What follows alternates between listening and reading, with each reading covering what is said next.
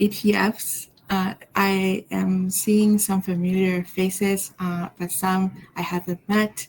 It's very nice to see you again online.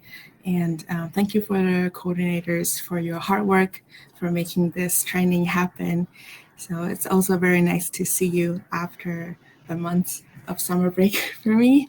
Uh, so for today's workshop, Edgar and I will be presenting together, and this workshop is going to be it is the first workshop from TEFL advisors, and the first topic we'll be talking about would be TESOL overview, or more so a review and some back to school tips and reflection for you. Uh, but to get started, let's ask everyone what you did over the summer. I don't know how many of you went back to the States and how many of you stayed, but welcome to share one place that you visited this summer with us in the chat box.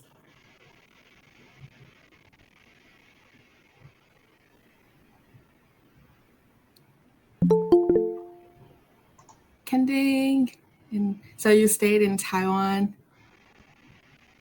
Nice. Tainan.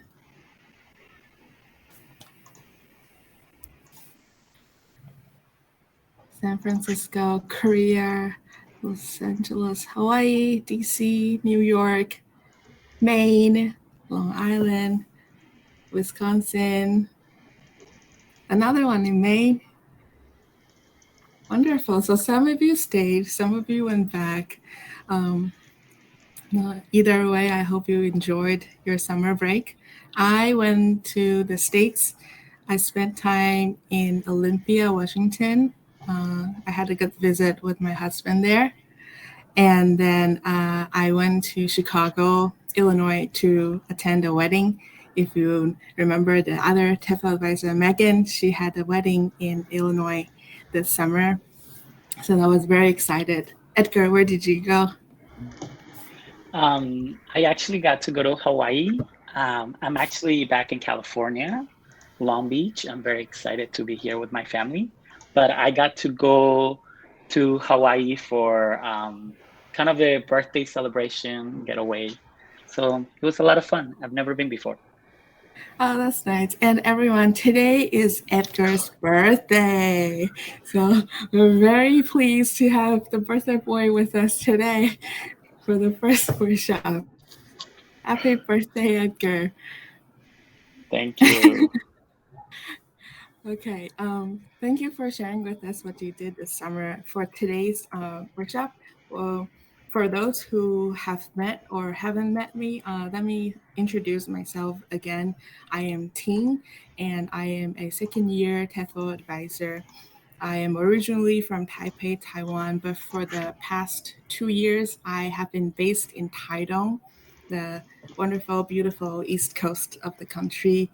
And my background is in education, specifically in curriculum and instruction.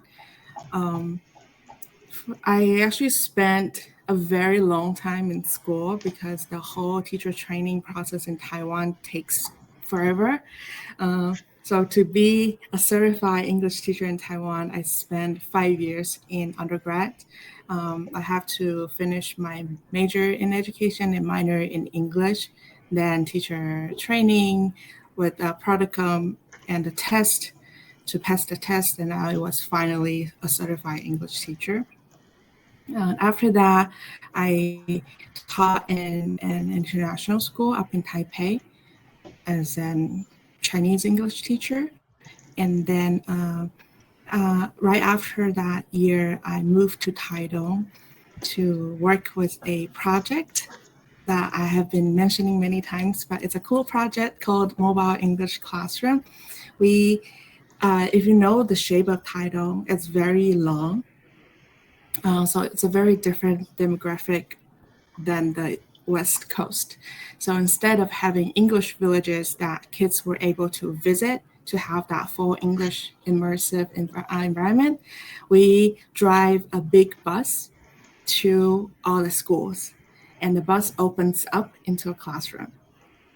So in that first picture you can see on the top, that was one of our buses. That's a smaller bus that works as a classroom, outdoor classroom, as well as a library, and we teach outside. For the bigger bus, we are able to teach in the bus, and the bus can accommodate up to 28 students. So that's more than enough for East Coast schools. So I spent a year doing that, co-teaching, developing the curriculum for that project. And then I came to Fulbright, working as an advisor. My other interesting experience, Fulbright related, is my FLTA experience. So Fulbright sent you guys here to Taiwan. They also recruit people from all over the world to the US to teach our mother language. So I taught Mandarin Chinese in the University of Miami for a year.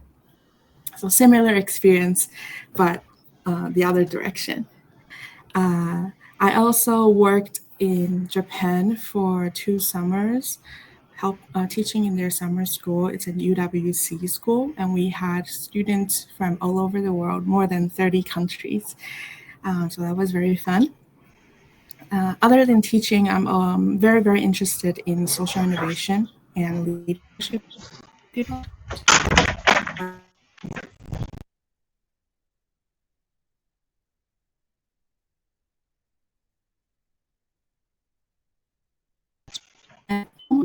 I helped coordinate exchange program, and we visited the social enterprises in the Bay Area, and we spent time taking courses on the campus of Stanford. So that's another thing I very enjoy doing, and I did it for many years.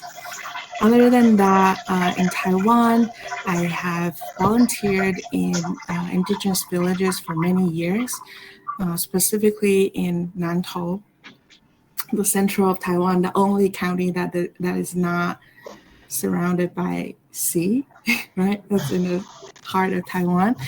And besides that, I also taught indigenous students in Taipei City for 5 years as their English teacher. They face a very different situation being indigenous in the urban setting. So that was also a very special experience that I had. For my other hobbies, I enjoy doing food. I love talking about Taiwan. So for people who I haven't talked to, feel free to talk about anything about Taiwan and teaching and indigenous culture.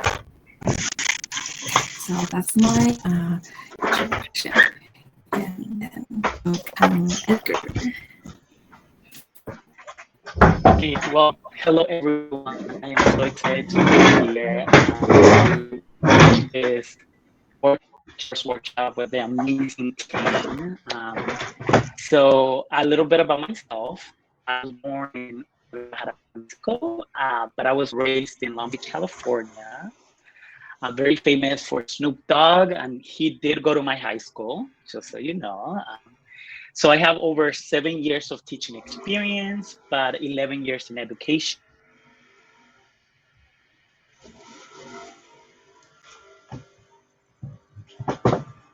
As I started teaching through Teach for America, I was a 2015 Jacksonville, Florida corp member.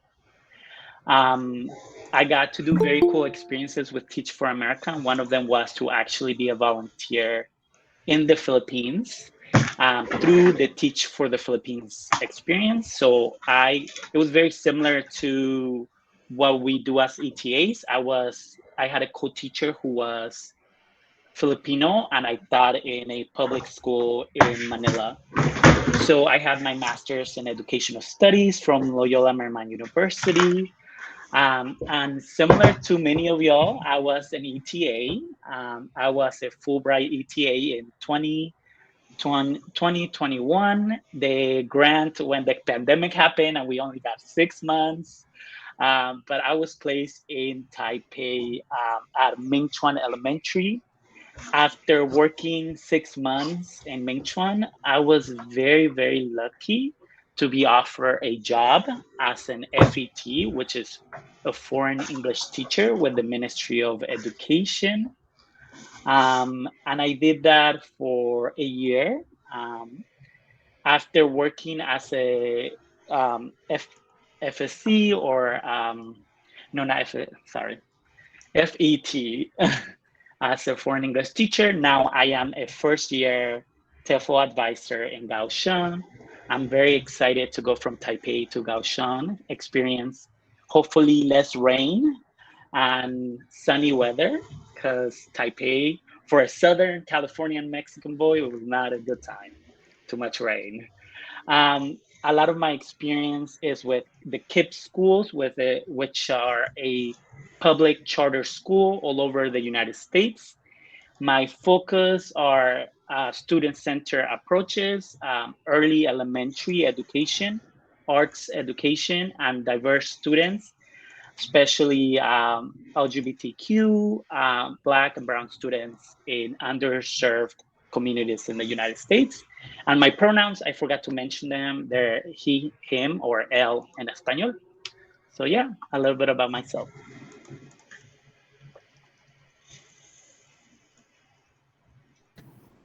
Thank you, Edgar. And we are so excited to be here. So please feel free to talk to us about anything that you want to know more, what we have done, or things that you're interested in hearing more. And so back to today's workshop. We'll do today's workshop in two halves. The first half will go through some TEFL knowledge, which you already learned. So it will be a quick review. And then the second half would be a reflection. For the first TESOL review overview, there are two objectives. First, to refresh everyone's memory, but more importantly, I hope that through today's workshop, you're able to make connections between the theory, the knowledge, and your experience last year, because you have had a really solid foundation of a year of teaching experience, almost a year of teaching experience in Taiwan. So based on that foundation, now we're reviewing these information and knowledge. I'm sure you'll be able to make a nice plan for your new school year and get a really strong start. So, because it's going to be a review and we're really scared that it's going to be really dull, so we are going to try to make it fun and interactive. So, by doing that, I invite everyone to go to this website. It's an interactive platform. So, if you can go to that website and put in the code, or you're welcome to click on the link. Now, I'm putting it in the chat box. So you'll see a class that you can join. So please put in your name and wait for the teacher, which is me. Wait for my instruction. Okay, so let's see. So if you need the code, is right here, IWGXE. Odin, you're in. Welcome to the classroom. And we'll just give it a minute to wait for people to join. This is a platform that I enjoyed using while I taught online. I know you must be familiar with Kahoot and some other platform, Google Classroom, but Nearpod is something I found very helpful and easy to use. So as we go through today's workshop, you can also think about if this is something that you can try, if unfortunately you have to teach online again. Okay, so we have some people in. We have 4 people. So for those who joined us later, you can click the link that I sent in the chat box, or go to Nearpod and put in the code IWGXE to join the lesson. All right, we have 13 people in here, and then we have 20.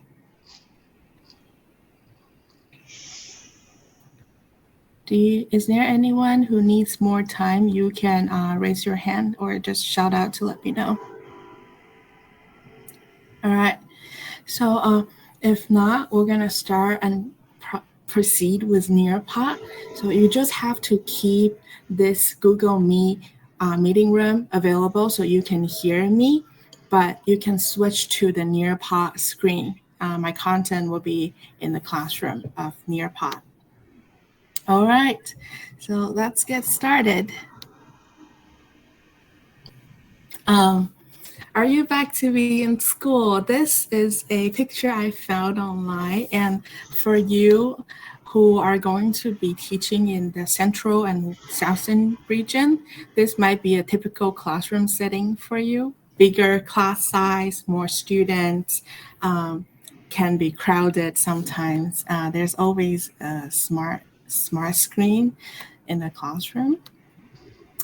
For the content, we're gonna do three little parts of the content. The first part, we're going to do a review of some acronyms, TESOL related.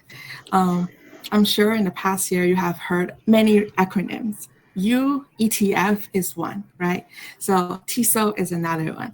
Let's just do a quick brainstorm session and please share your thoughts. So please type in any other acronym teaching related in this. And then when you click on submit, that little blue arrow, you'll be able to see everyone's answer. So, yeah, Odin, thank you for participating.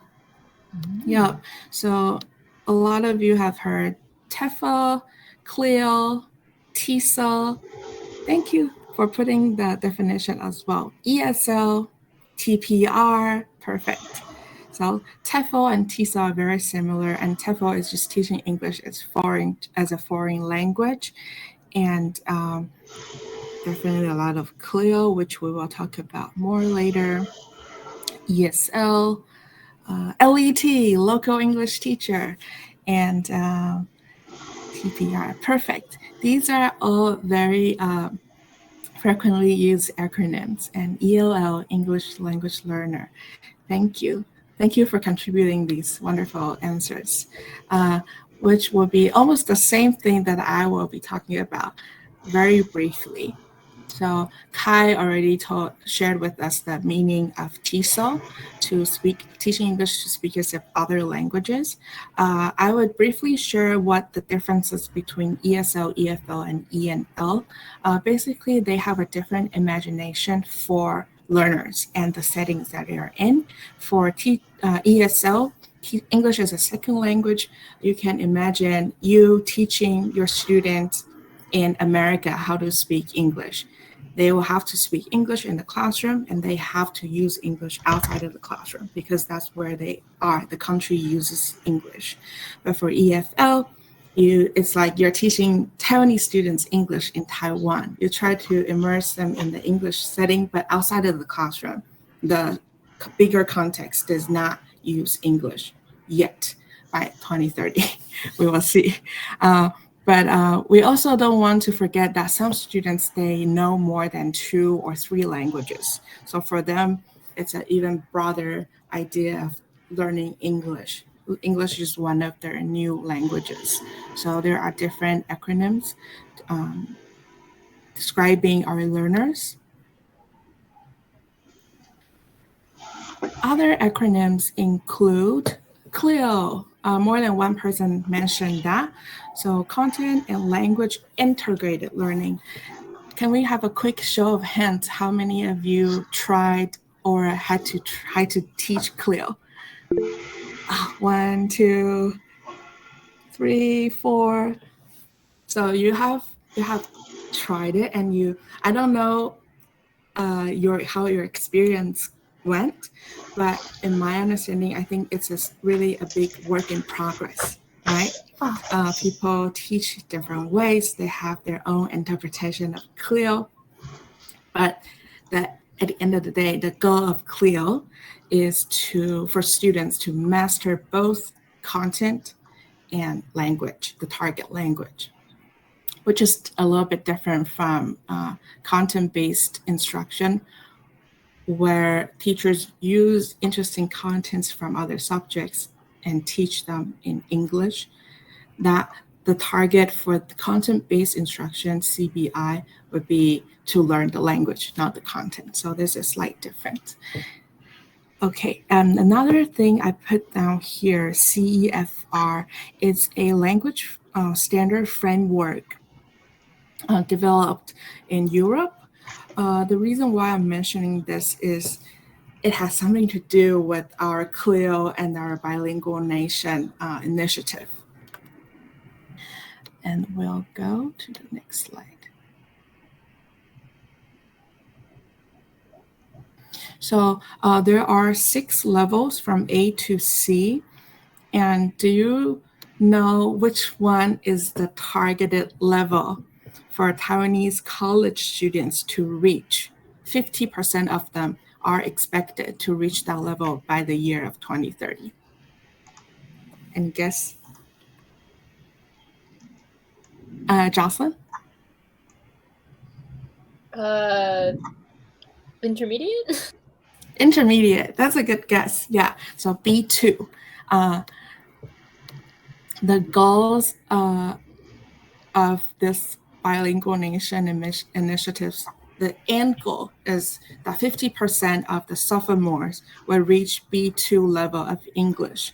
That means if you'll be teaching 5th and 6th graders, by the year of 2030, they are supposed to reach B2. And what does it mean to have a B2 level? So 3 parts. Listening and comprehension, they should be able to understand abstract and concrete topics, the main ideas of that. So they should be able to sit in a college lecture and understand the main topics. Orally, they are supposed to be able to make conversations with native speakers without strain for either party. And for writing, they are expected to write a discussion includes the pros and cons of a particular topic.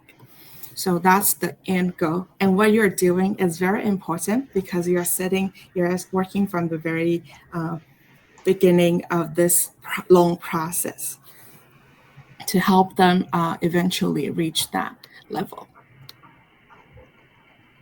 And that is the acronyms that you need to know.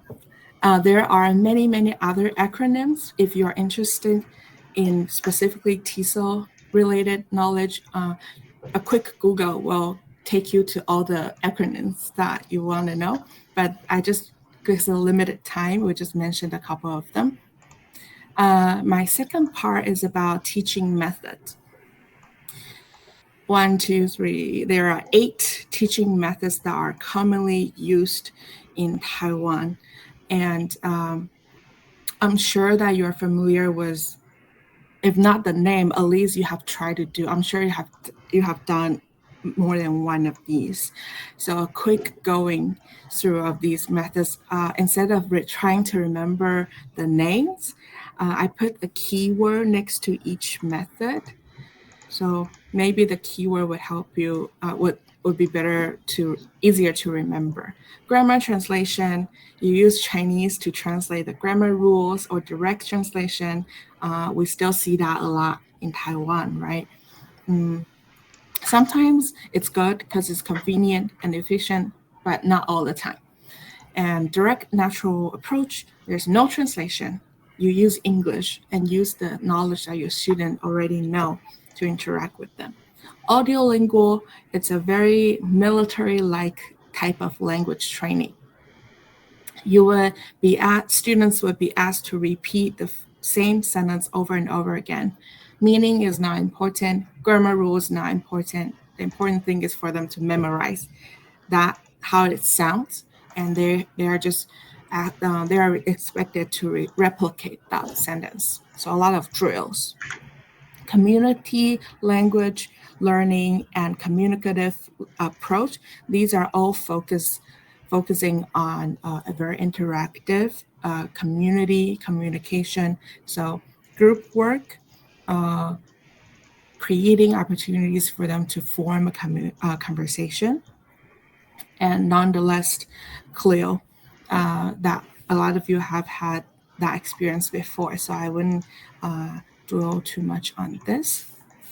So pretty much these are some very commonly used ways to teach.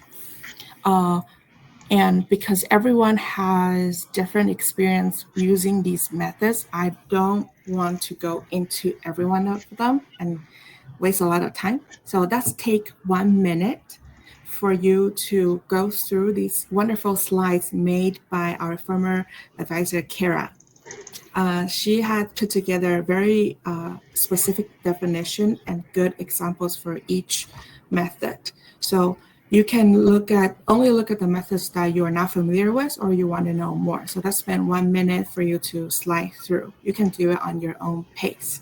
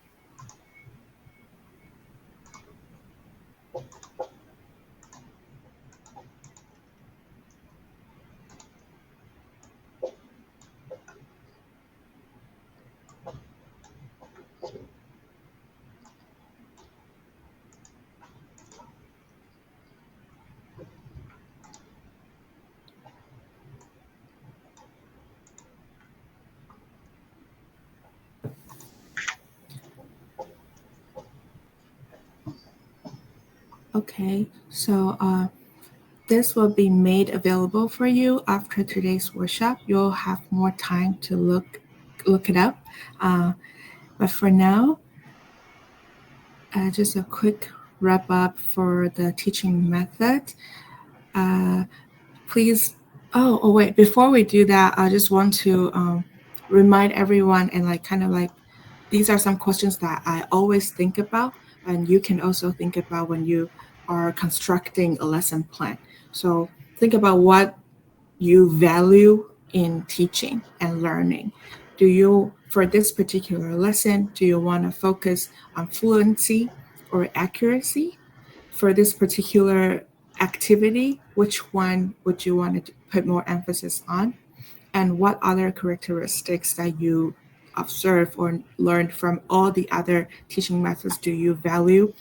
There's no black or white answers when it comes to lesson planning. Like, oh, for this lesson plan, it's we're only using TPR. It's not that's not very visible. So there's a lot of overlapping. There's a lot of some contradictory ideas in these methods. So it's really about what you value and what you want to emphasize or how you want to help your students learn in that lesson. So feel free to take a little bit from here, a little bit from there, what you need to put in your lesson plans. Okay, so for our next thing, I just want to invite everyone to type one thing that one method or activity that you have tried with your co-teacher. It can be a method from those eight ones that we just talked about, or any other things.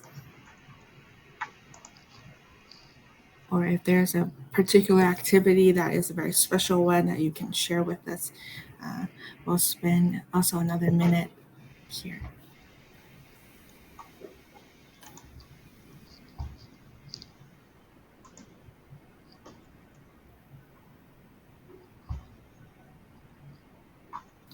TPR, yeah, TPR, it works so well, especially with younger learners. Sing and dance. You demonstrate your classroom English instruction. Raise your hand, turn to page, uh, listen carefully. Using incorporating body language really helps a lot. Text-based learning, cooking recipes from all around the world. Oh, that's so cool. Yeah, text-based learning, it really is about a meaningful task. So while doing that task, students are automatically prompted to use a lot of English.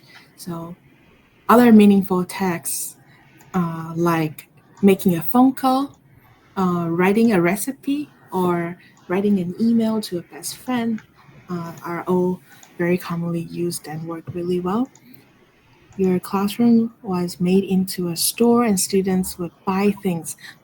Yeah, make a conversation to purchase a certain item is a very meaningful task. Audiolingual, yeah, isolating the tongue, lips, and teeth. So really focus on um, polishing their pronunciation. Yeah, direct method. Yeah, in elementary schools, I think direct method is used a lot. Kelsey, writing letters to students in the exchange school. That's cool. Yeah, and you know what? To introduce themselves is the language. It's one of the language standards in A1. Students should be able to introduce themselves in English. So that's exactly what the elementary kids should be doing. Thank you for sharing that.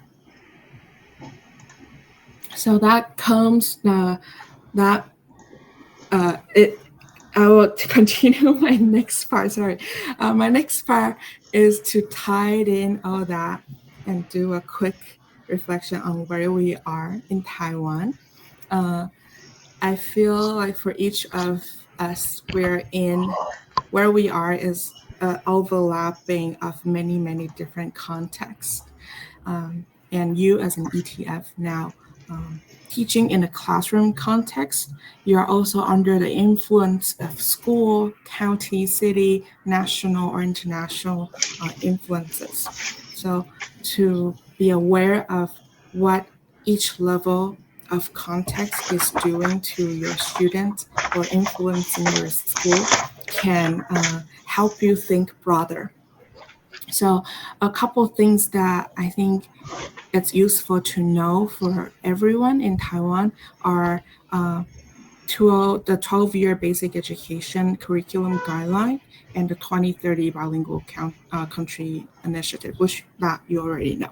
So I will just do a very brief introduction about the 20-year basic education. So there are three things. The three core values of this curriculum guideline is to help students to take initiative, to engage in the public, and to seek common good. We had this is quite a big education reform, a lot of the change in our curriculum, hoping to reach these three goals. So as you teach and design your lesson plans, you can reflect about your content and the way of instruction. Are you helping them reach these three goals? And I think I will skip something. For this slide, I just thought this is relevant if you look at the language curriculum requirement. Some of you might already seen it, but the interesting thing is from grade 1, they're required to learn their native language, and English starts from grade 3. All right. Uh, let's have a skip. Okay. Um, so this uh, the next and the last part of the TESOL overview is about your learners. So bear with me to ask you this another question to describe your students through your 1 year interaction with them. How would you describe them as language learners, not as friends, not as kids, but as language learners? You can use a sentence, or if you want to just use adjectives to describe them, that's also fine.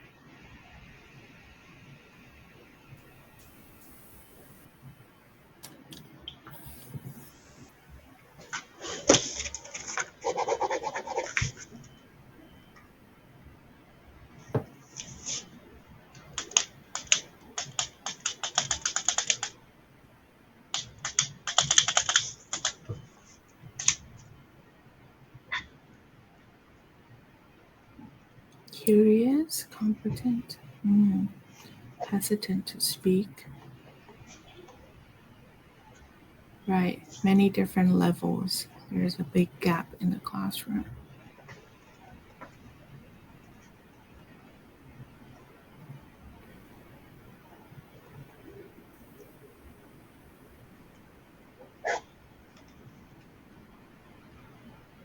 So for this function, for those who have finished, you can look at the bottom, because if you one day, if you want to use this, the students are able to attach pictures or a video or a recording in their response. I found my students were generally eager to learn. Most excel most at listening and speaking, struggle with reading. Yeah. So if you agree with some other people's answer, you can also like their answer. Just click on the heart. If you feel like someone said the same, like said the things that you agree with. Everyday life learners, students at Peng who learn best with tangible English that can be applied to their life.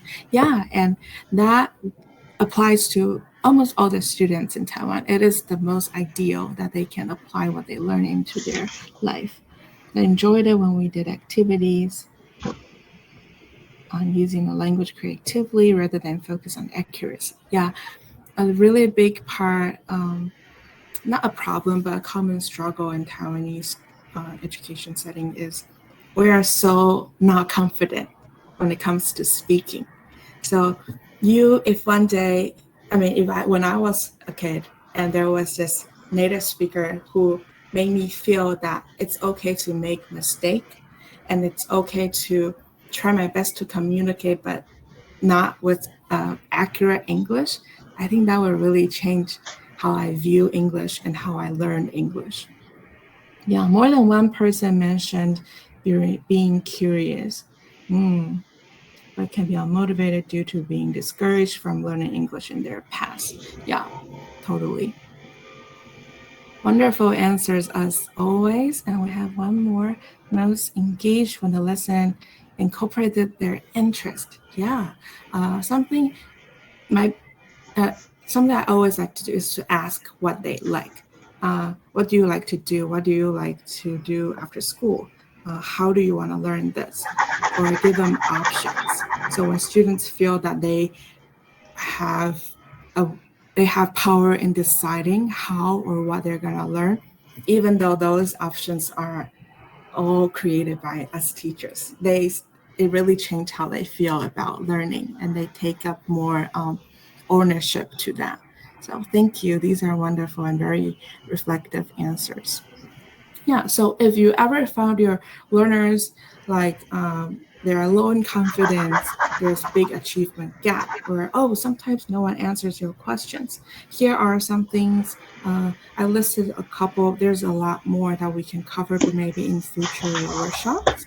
Um, to get to have a strong start, talk to your LET, ask for try to get into that mode of remembering all their names, putting their faces together with their names, and for low confidence and gaps, I highly recommend differentiation. Using TPR, group work, these are all ways that we allow them to try in their own way to understand and learn. Waiting is very difficult when we teach because we also feel self-conscious, but waiting is important. I always count to 7 at least, if not more, after I pose a question. So give them time to process. Model your instruction is very important. Rephrasing, using visual aids. These all help with situations like when no one answers your question. Maybe it's just they're still getting it. They need another way of rephrasing to understand. All right, so that's all my content. To before you go, let's do a quick recap game. And this game is called Time to Climb. When the page is loaded, you will see um, let's do beach. Okay, that's everyone. Let's go meet at the beach. So please choose your avatar and join us at this beach. Tara, Odin. Penguins at the beach?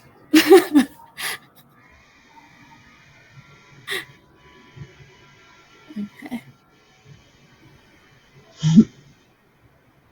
12, 13. Okay. Right? Is that everyone? Okay. I think that's everyone. So let's play a game. So there will be 10 questions asked. Try your best to answer. And the first and the most correct people would win the race. The race is to try to climb up to that beach house. So let's get started.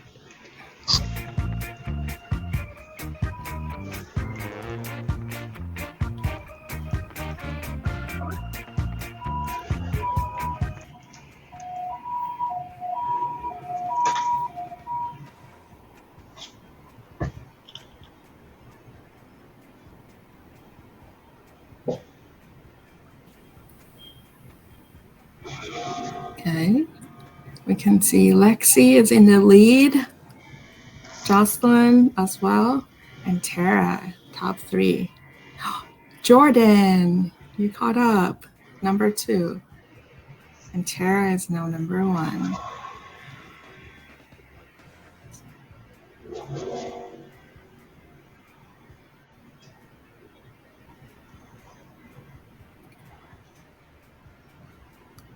There's a lot of changes on the leading board. Kelsey, you're number four. Very close.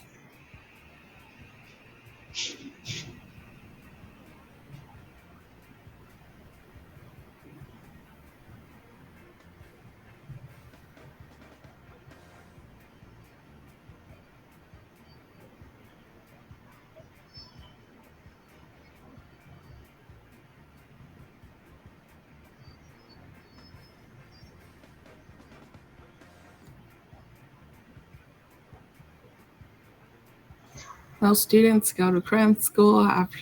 More affluent students go to cram school, yes. When do most students officially start to have English classes?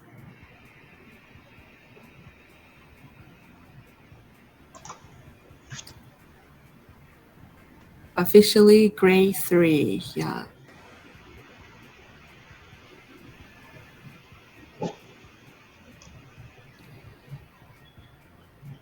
Which one does grammar translation method focus more on, fluency or accuracy? Difficult one. Grammar translation method use native language to translate everything, and it really focuses on the accuracy of every single word.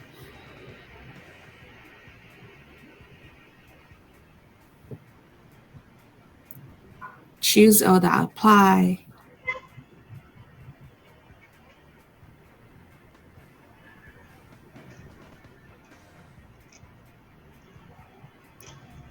So all of these three, they all emphasize on a very authentic language learning environment, and they all encourage interaction in the target language. So they should all apply to this scenario.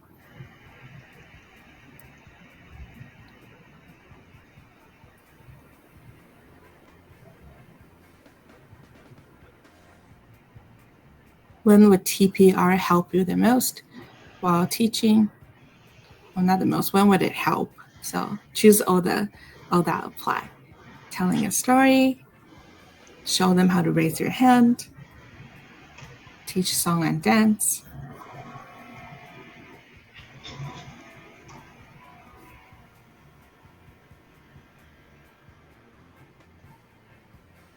And then our last question.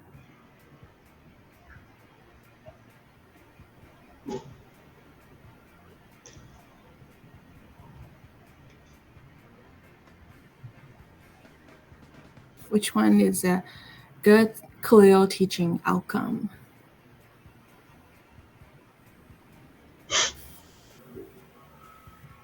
Cleo focuses both on the content and the language. All right, everyone has finished.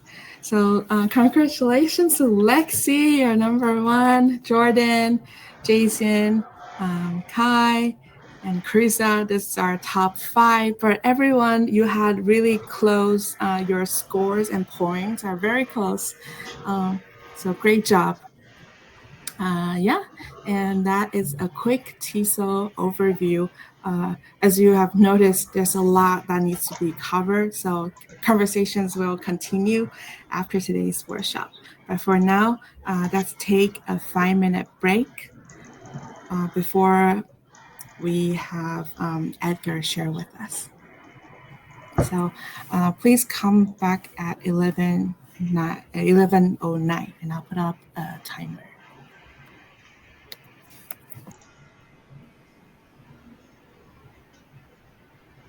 Okay. Well, welcome back, everyone. I am super excited to be doing this workshop with you all. This is my first workshop ever as a TEFL advisor, so I'm going to remember this for a long time. So thank you for being here. And I wanted to start with a back to school tips and a little bit of reflection because as educators, I feel that it's so important that we're constantly reflecting so we could improve our practices. Next slide.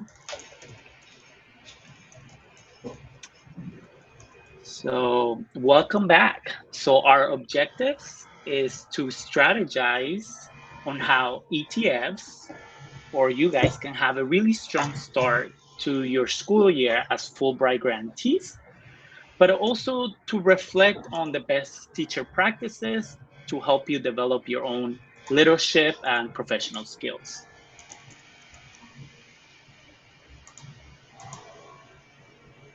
So to start off, I have, you guys are teachers, and I have 3 quotes that I would like for us to popcorn read. So feel free to unmute yourself and be brave and share your voice there today.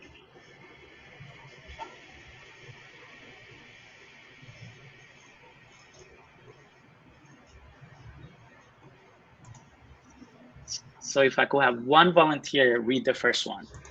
I can read it. Thank you. All right. Students don't remember what you try to teach them. They remember what you are, from Jim Henson. Okay, second quote.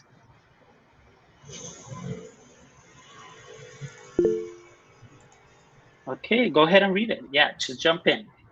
Okay. If you are planning for a year, sow rice. If you are planning for a decade, plant trees. If you are planning for a lifetime, educate people. Very good. Third one, jump in. Okay, go ahead, Alden. Education is our passport to the future, for tomorrow belongs to the people who prepare for it today. Malcolm X. Very good. Okay, I want you guys to think about these 3 quotes. And is there any of them that really stood out to you and why? And go ahead and just jump into the conversation.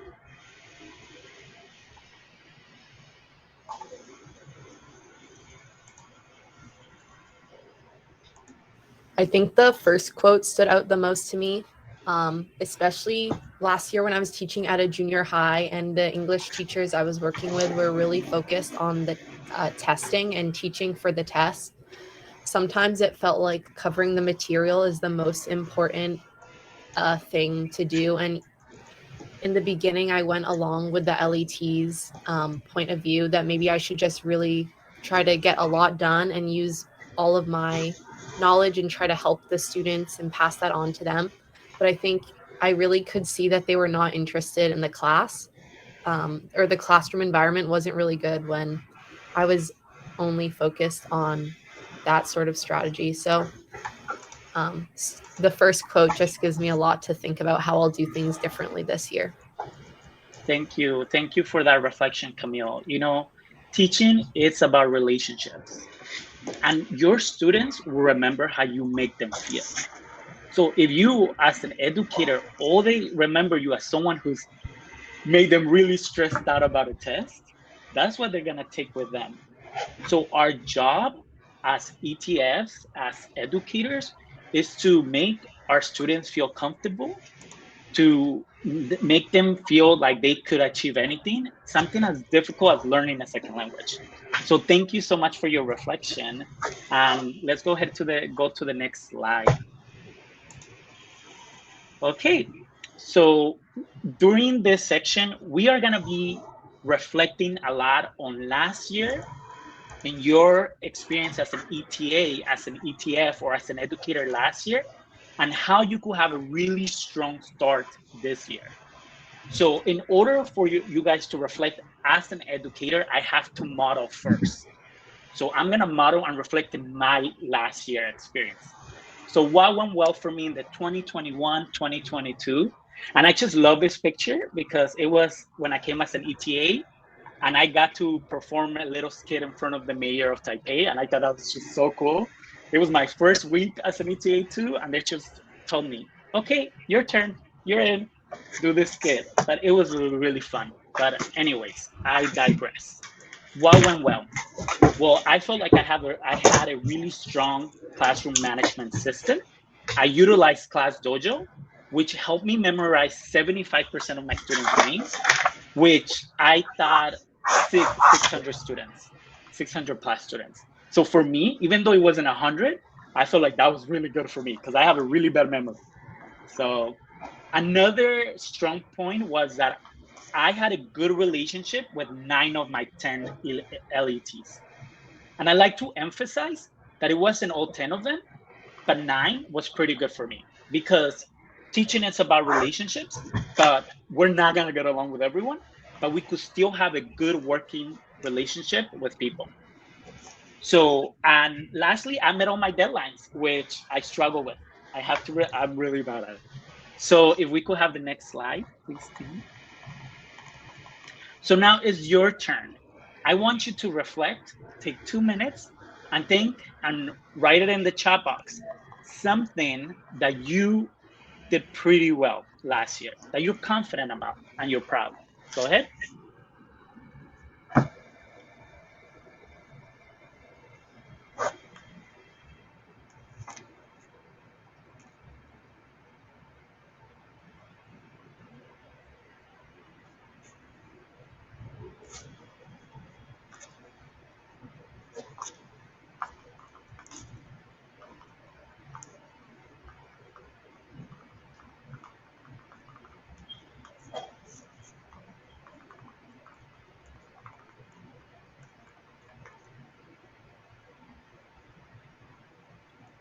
So go ahead and share in the chat box if you are ready.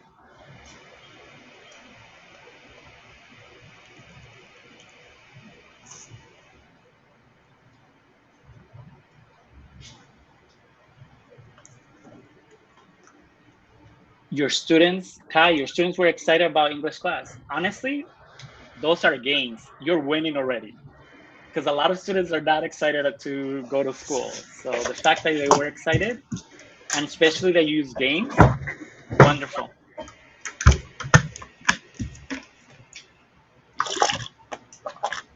Getting to know students on a very personal level.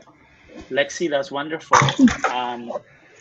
That is the hardest thing when you have so many students. So the fact that you were able to accomplish that, props to you.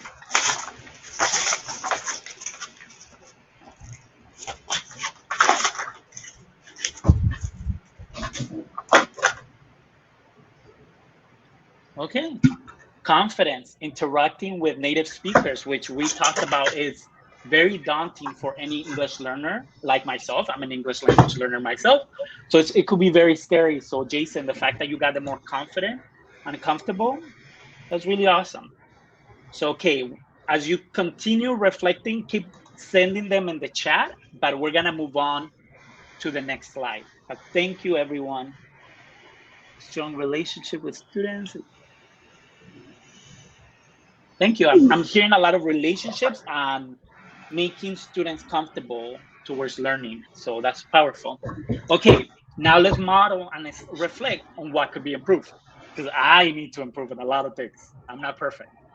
So number one is that I didn't set clear expectations with all my co-teachers. I never sat down with them because I went from an ETA to an FET, which was a different role. And my school never had an FET before, which is a foreign English teacher. So my co-teachers didn't know what to do with me. Some of them gave me a lot of responsibilities. Some of them gave me very little responsibilities. So I felt like if I would have asked them in the beginning, what are your expectations of me? We would have had a better, stronger school year. Number two, I am an early elementary educator. I love teaching younger students. That's most of my experience in America. So last year, I had to teach sixth grade for the first time. And I was doing very fun, engaging games that I thought were fun for, I guess, for younger kids. And my sixth graders were like so over it. They were like, I hate this class. So that's something I can improve. And lastly, showing up to work early every day. I struggle with that. Something as simple as that. I had a goal to go early at least 10, 20 minutes. And honestly, there were times that I was late, 5 minutes, 2 minutes. And that's something that I really want to work this year. So we could do the next slide, team. So now is your reflection time. What is something that you wish you could improve this year? And thank you for being vulnerable. I know this is intimidating, but this is a safe space. And it's okay. We all have things to improve on. 2 minutes.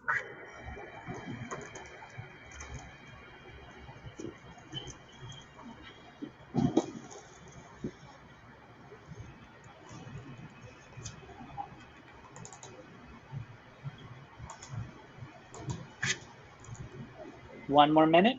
And when you're ready, just put it in the chat box.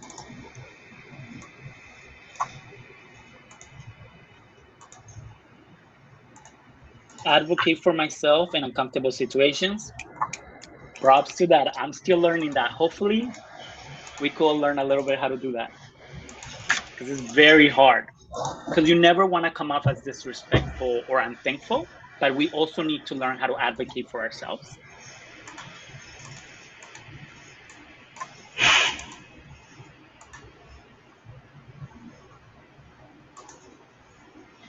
Boundaries.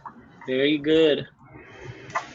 Motivated and flexible with LETs. I mean, I mentioned you guys, teaching is about relationships with your students, with your co-teachers, with your LETs, with the principal, with your community. So relationships, and those are very difficult. Scaffolding for students with different abilities. Absolutely. We have diverse learners. Everyone learns differently. Improve lesson planning. Okay. Activities that match the objectives. Utilizing more assessments outside from tests. Very good. Okay. So these are all great ideas that maybe you saw something, you're like, oh, actually, I need to work on that. Because I saw a couple ideas that I'm like, oh, I could take that into my own practice as an educator. So let's go ahead and move on to our next activity. Okay, so I'm very excited because I have two friends that I want you guys to know. And their names are Laura and Nathan. And this is a little information about them. So Laura is from Jacksonville, Florida. She majored in history. She's a first-year ETA in Taipei, first time in Taiwan. And she's very nervous about teaching, but she's extremely excited, very engaged during orientation. She's taking a lot of notes. She wants to go head on.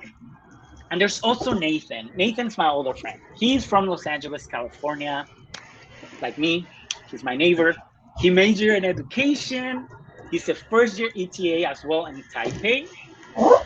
He traveled through Asia before and made a short stop in Taipei. He's super excited about the experience to explore the whole island. He's been to Taipei, but he wants to go to different sites. And he's actually very confident with his own abilities as a teacher because he studied education. So let's go to the next. So here we are, right before the semester starts. Okay, so the question, we are gonna be discussing this question. Oh no, go ahead, Tim. Next slide, thank you. The discussion is, who do you think had a stronger start and why? So I want you to think about how they prepare for the beginning of their school, of their semester.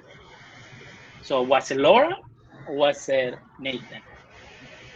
And think to drop the drive with the what they did. So, but let me go ahead and read the first one. So, think, can I have the next slide, please? So, Laura, this is how Laura prepared. So, she met with her co-teachers to discuss co-teaching strategies, classroom management, a reward system, routines and procedures. She also went to school and got her class books so she could prepare the material and look at the material beforehand. She also got the roster, the student roster. She prepared a PPT and planned her first lesson just in case. She also did an introduction of herself just in case her teachers didn't tell her she had to teach, but she prepared those things.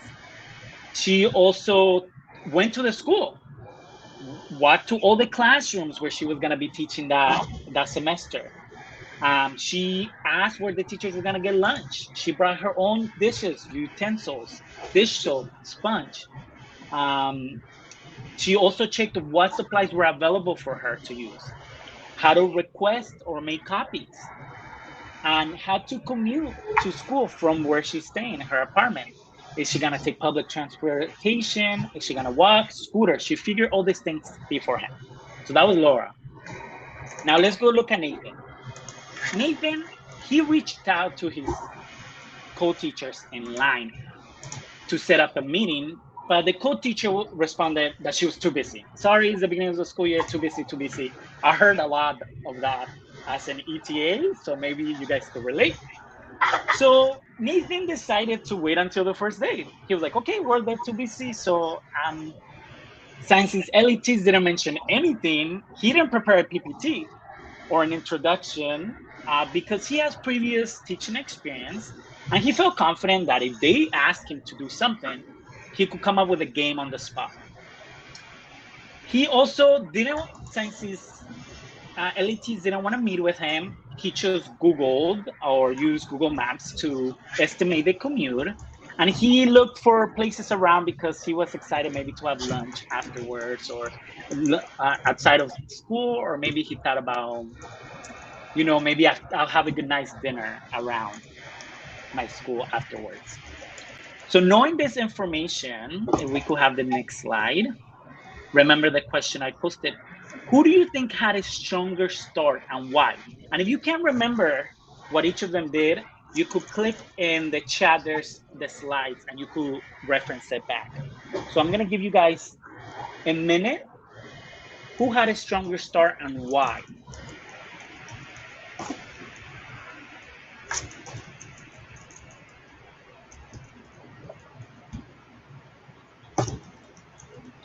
And when you're ready, you could raise your hand or you could jump in. This is organic.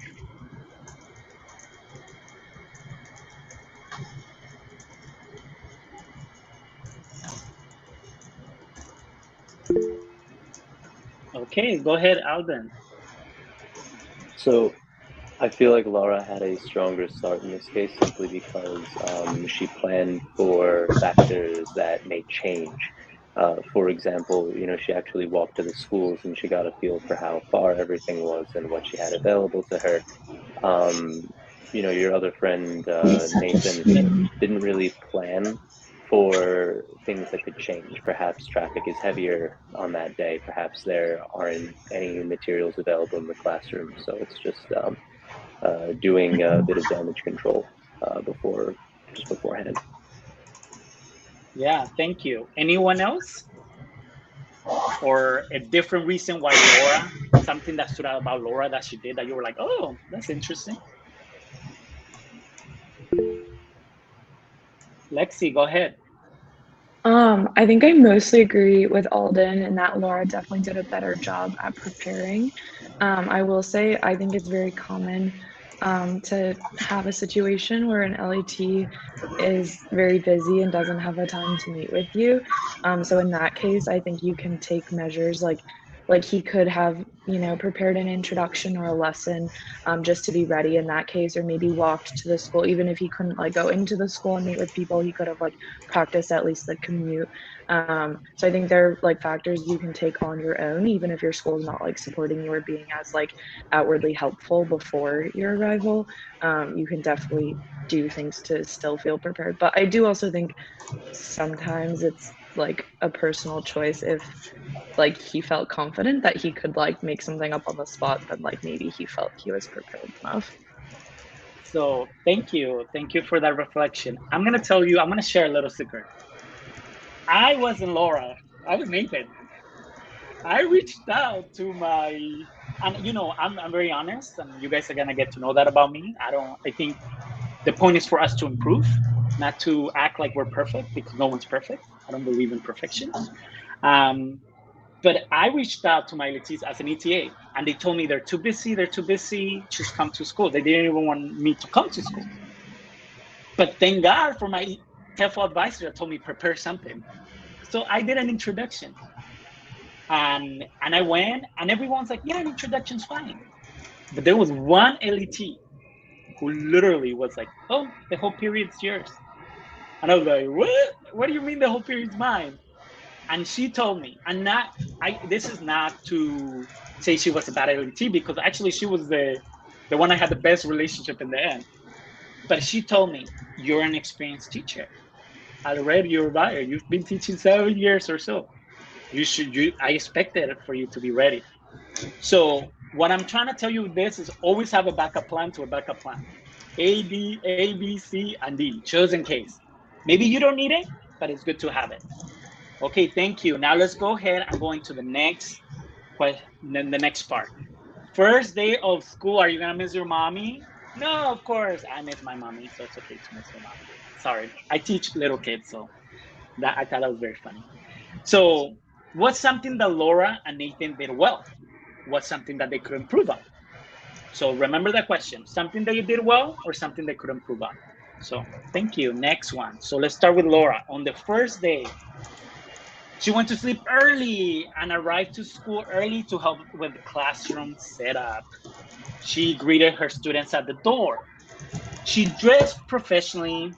Unfortunately, hint, hint, hint, wore high heels to school. I mean, I'm all about look your best, but if you're a teacher and you've done this, you know why maybe high heels are not the best. I'm giving you the answers there. She prepared for rain, jacket, umbrella. She focused on established routines for how students enter the class, start class, classroom instructions, directions, end of class routines, reward systems, attention getters, name cards. She also started learning her students' name ASAP. She got a roster, a seating chart of her students, and then at the end of the first day, she rewarded herself with a yummy dinner because she felt like she did a good job. Now let's go with my friend Nathan, my homie. Nathan stayed up catching on Stranger Things. I mean, that fourth season's so good. Can we blame Nathan? Not at all. And that's self-care. So I'm glad that he did that. Woke up late, was rushing out the door, and he forgot his umbrella. It started raining when he was walking to school. He arrived to school at 8:05. When he was walking to his office, he ran into the principal on his first day as an ETA. He was also very wet from the rain, but he wore comfy shoes and dressed business casual. He walked into his first period, and the LET told him, "Are you ready to teach?" Remember, he hadn't planned anything beforehand. He drank a lot of water throughout the day, staying hydrated. And after an exhausting day, he went home right after school, ready to plan for tomorrow. So now let's look both at Nathan, and the next slide asks us, what did Nathan and Laura did well? So you could pick either Nathan or Laura and tell me something they did well or something that they could improve on. So anybody could jump in.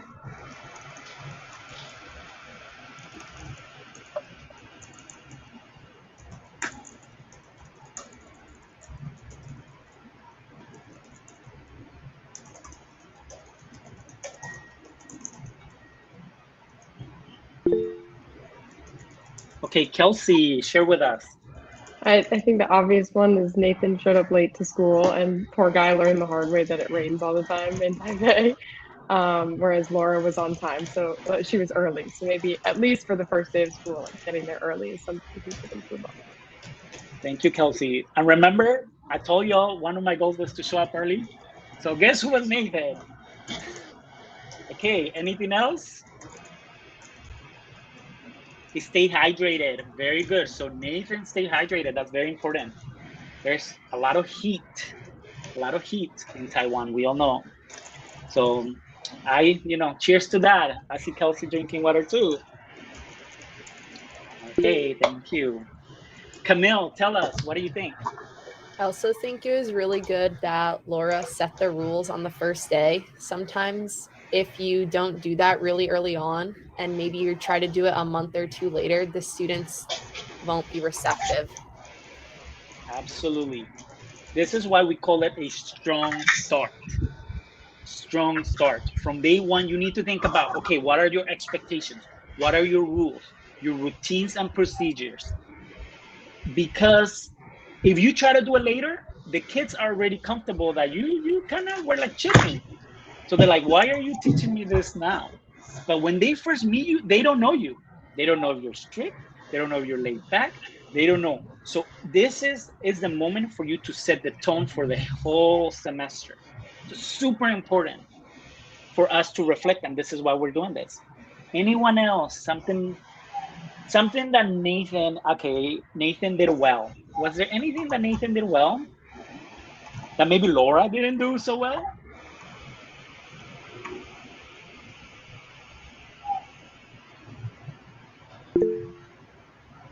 Okay, go ahead, jump in.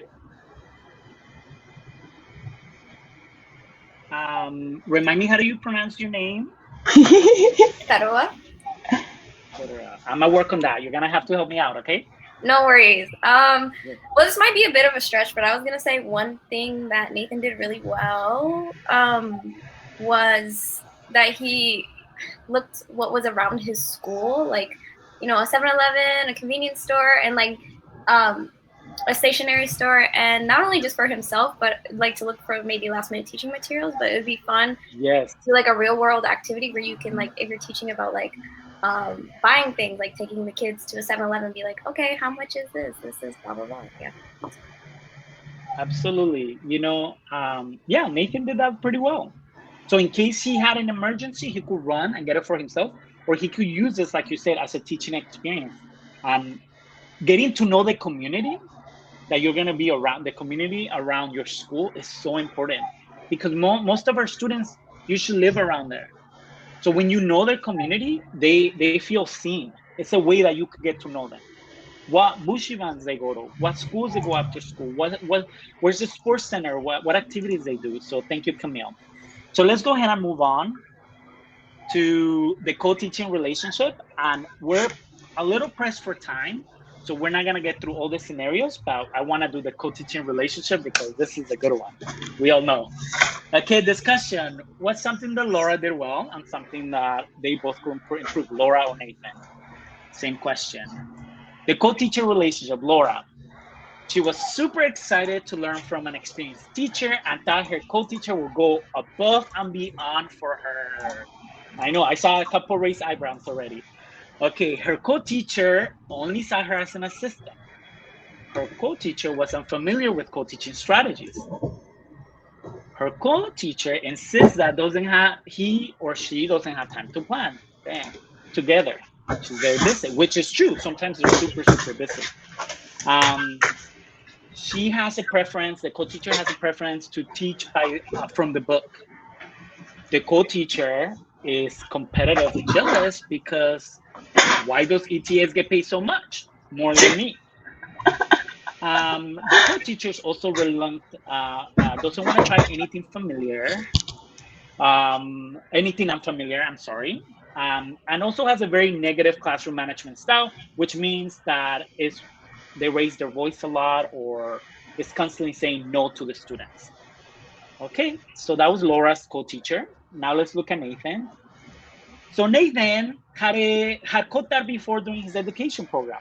student teaching. So his co-teacher had indirect communication, had an over-reliance on a native language for instructions, lacks confidence in English skills, is new to a bilingual school, not familiar with how to plan, teach content in English. But you know what, Nathan? He's taught before. So he invites co-teachers to social events, activities outside of school. And he tries to build a strong professional working relationship with his co-teacher. And he says yes as much as possible. Now, what is something that they could improve on? Or tell me, what is some advice you will give to them? Either or. What is an advice, or what is something they can improve on? Either question. I'll give you guys a minute to think about it.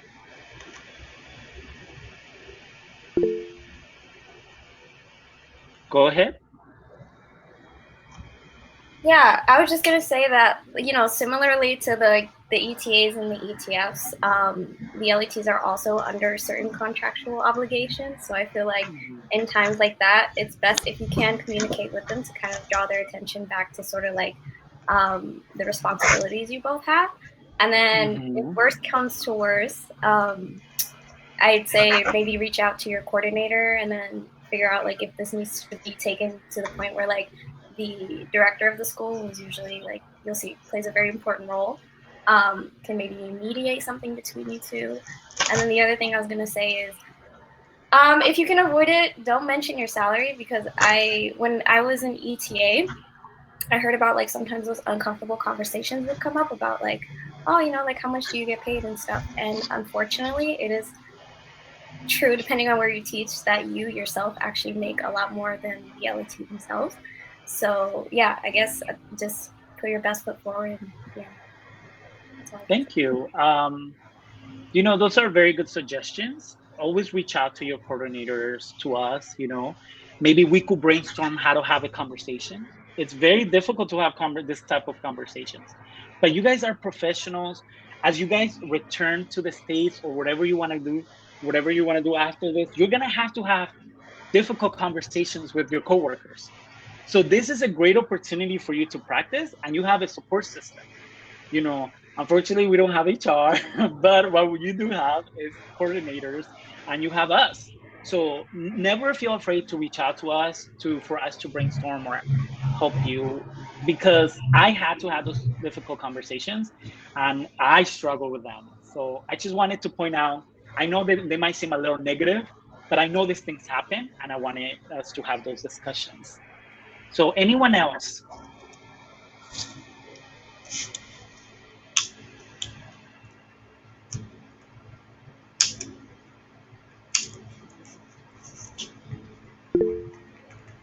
Okay, go ahead. I would say constantly trying out new things, even if the LET is unreceptive at first. Be persistent. Eventually, they will catch on to things that they like. For example, when online teaching was solidified in Penghu towards the end of the year, I suggested Kahoot to my LET, and I went ahead and created the Kahoot. And because he didn't have to do anything, he was actually pretty okay with it. And it was for the first time in a long time, he actually listened to me and worked with me, rather than just telling me to have the students read from the textbooks. Yeah, you know, I think you gotta understand, like a lot of the LETs, sometimes they also don't get told about the ETA program. They're not, you know, so they, as an educator, it's hard sometimes to trust people, or maybe they had experience with other ETFs or ETAs that maybe, let's be honest, you know, maybe they didn't do such a good job, or they were trying to figure it out. So maybe there's not a lot of trust. But once they see you working and they might be like, wow, you know, this is a really good idea. I want to try this. So never be afraid to try something new, because at the end of the day, we're all here to learn. We're all here to have the best year possible. I want all of you guys to have very successful years. And in order to do that, you gotta put yourself out there. And sometimes, you know, try something. I'll be like, give me 10 minutes. I want to do this activity, and share with them. And maybe they'll be like, hey, because teaching is about stealing.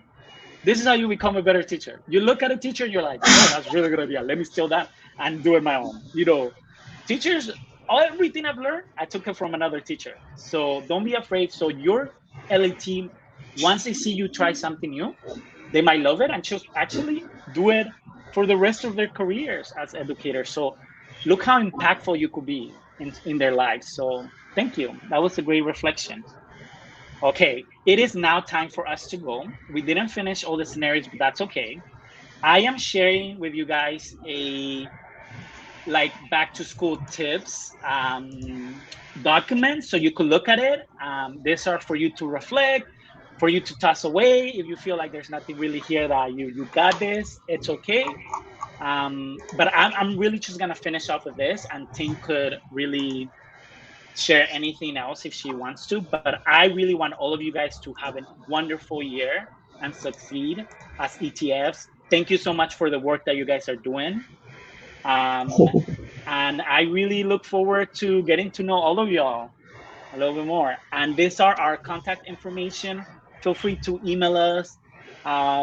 We'll share lines eventually. I'm very comfortable with sharing my line eventually. And yeah, so thank you so much. Ting, do you have anything else to add? Oh, no, that was wonderful. I just want to wish everyone a great start. You still have time. So before the semester starts, feel free. I am based on the East Coast, so I might not be your advisor, and Edgar is in the South, but we're here for all of you. So feel free to contact us with anything. But just thank you again for this wonderful first workshop for us. And I am very happy to wish Edgar happy birthday again. We have done this together. So we'll see you very soon. And I will say it's Leo season. It's Leo season. That's what I'm gonna say. Hit us with that. Okay. All right. So I think that's it. If the coordinators are okay, I think everyone can take a break now. Thank you, Jocelyn. Thank you, everyone, for the birthday wishes. Thank you. Goodbye. Goodbye. Get some rest. Drink some water. Drink water. Stay hydrated because I'm thirsty.